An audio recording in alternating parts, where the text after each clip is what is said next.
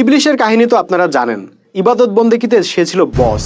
আসমান জমিনের এমন কোনো জায়গা নাই যেখানে নাকি সে সেজদা করেনি। আবার যদি বলেন আল্লাহর প্রতি বিশ্বাসের কথা, তাইলে সেটাতেও আমরা ইবলিশকে টপকাইতে পারবো না, কারণ আমরা কেউই আল্লাহকে নিজের চোখে দেখি নাই, কিন্তু ইবলিশ নিজের চোখে আল্লাহকে দেখছে। সেই ইবলিশ আদমকে সেজদা না করার কারণে কাফের হয়ে গেছিল, অর্থাৎ মাত্র একটা হুকুম অস্বীকার করাও আল্লাহ মেনে নেন নাই। অথচ আমরা তথাকথিত মুসলমানরা একটা না দুইটা না আল্লাহর শত শত হুকুম অস্বীকার করে বসে আছি। কোরআনের হুকুম বাদ দিয়ে আমরা পশ্চিমাদের দেওয়া আইন কানুন দণ্ডবিধি দিয়ে আমাদের জাতীয় জীবন চালাইতেছি। আল্লাহ বলছেন সুদ হারাম আর পশ্চিমারা বলছে সুদ হালাল। আল্লাহ বলছেন দলাদলি হারাম আর পশ্চিমারা বলছে দলাদলি হলো গণতন্ত্রের সৌন্দর্য।